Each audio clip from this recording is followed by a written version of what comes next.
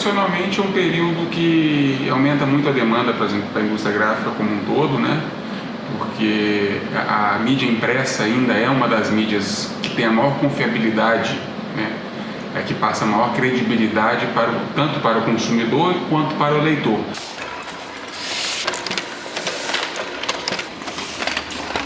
Na eleição passada você teve em torno de 7 bilhões de reais declarados que foram utilizados nas campanhas. Então, e nesse agora você vai ter 1,7 bilhão, em torno de 1,7, 1,8 bilhão de reais para a campanha, ou seja, você tem um decréscimo muito grande de recursos para as eleições, como a eleição, embora a eleição seja mais curta, mas você tem uma grande mudança. A matéria-prima subiu muito de 10 anos para cá, mais que triplicou o valor da matéria-prima e caiu mais pela metade o valor da venda final. E como há muito leilão, é uma guerra de preços, o político fica cotando com todo mundo e fala, vou fazer com mais barato, vou fazer com mais barato, e isso vem piorando muito para a gente. Eu mesmo não gosto mais de trabalhar, não tenho mais interesse em trabalhar para político.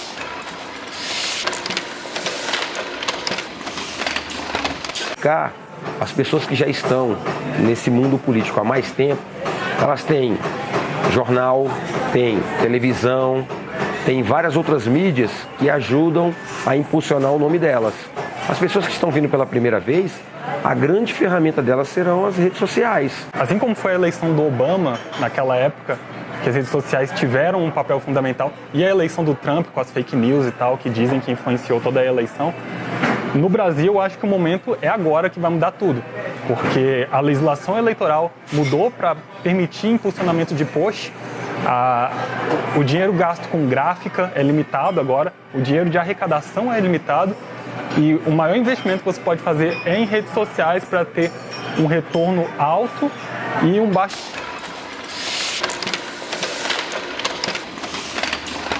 Essa eleição é um grande laboratório entre a eleição tradicional, focada no dia a dia com o eleitor, papel, com uso de lideranças, reuniões de bairro, e o digital, que é usar os meios de segmentação, métricas de marketing digital para você poder fazer, otimizar o seu trabalho como candidato. E não que essas coisas sejam opostas uma à outra. Na verdade, o digital ele vem como meio para otimizar o offline. As vantagens da rede social: uma campanha mais barata, porque hoje, inclusive, a nova legislação ela restringe candidatos que eles não têm o poder aquisitivo grande, eles podem acabar mostrando o seu trabalho através das redes sociais, isso é muito importante. Antigamente você via só propaganda eleitoral e muito papel na cidade, muito panfleto para você poder mostrar um pouquinho quem é o candidato A, B ou C. Hoje não. Com a rede social você consegue levar um pouquinho mais de conteúdo, você consegue elaborar um material mais qualificado para que você possa estar, de fato, qualquer candidato, seja ele com um poder aquisitivo maior ou menor, levando para a população a verdadeira ideia, né, da sua candidatura.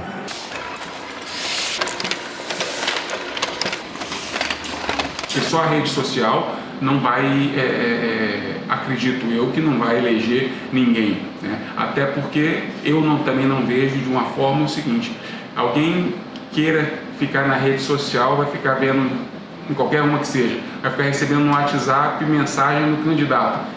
Alguém vai ficar lendo aquela mensagem? Eu acho meio difícil. Agora, a partir do momento que você pega um santinho, pega um folder com as propostas que esse candidato tem, alguma hora você para ali e olha, e com a credibilidade que o impresso passa. A gente tem que entender que rede social também não é tudo, né? A gente vive num mundo meio que limitado e a gente acha que é muito fácil acesso à rede social.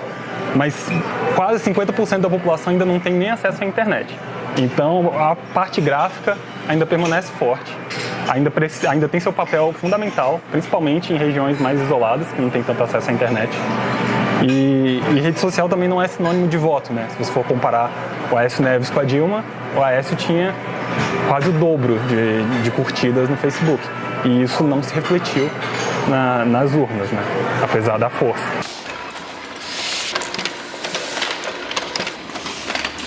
Uma vez um político me contou uma história numa campanha que a gente está fazendo para ele no interior, e ele falou que a maneira que ele tinha de amarrar os votos com esses candidatos mais, vou te falar, mais ignorantes, assim, pessoa que não tem muito acesso à informação, principalmente digital, ele falou que quando começou as urnas eletrônicas nesse interior, ele levava um notebook e botava o assessor para digitar lá e falar que estava cadastrando ele, que quando ele votasse no candidato, o candidato ia ficar sabendo.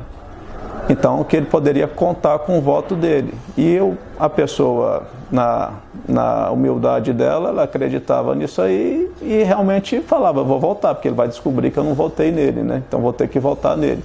Porque ele já botou lá no computador dele que eu vou votar nele. E essa conversão de curtida em voto é realmente uma sacada que muita gente ainda não conseguiu pegar.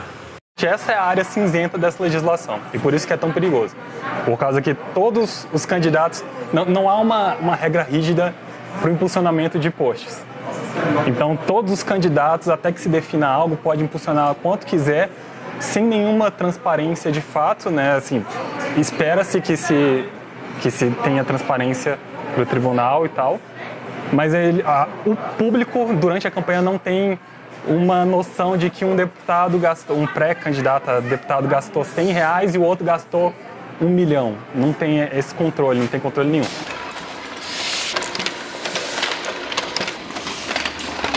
Nós vimos aí há pouco tempo, né, as eleições nos Estados Unidos, onde as redes sociais elas praticamente decidiram as eleições lá, e o efeito aqui no Brasil não será diferente, né?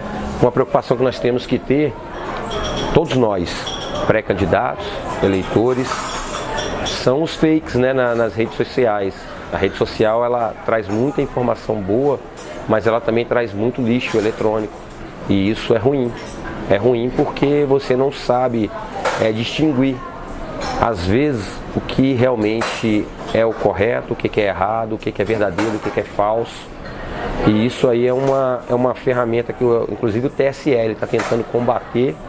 Uma pessoa que recebe uma fake news em qualquer rede e repassa, ela só repassa quando é um raciocínio que ela concorda e não quer nem saber se é verdade ou não. Porque elas acreditam naquilo, querem, na verdade, muito que aquilo seja verdade, mesmo desconfiado que seja mentira. E elas passam adiante. Ou seja, o uso dessas mentiras não cria nenhum tipo de raciocínio, apenas reforça posições que já existentes.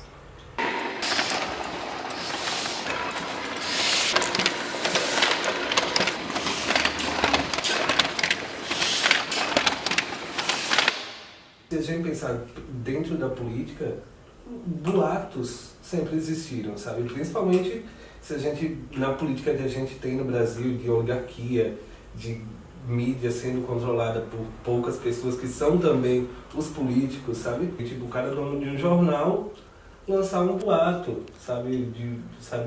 Lançar uma história falando que o outro candidato roubou.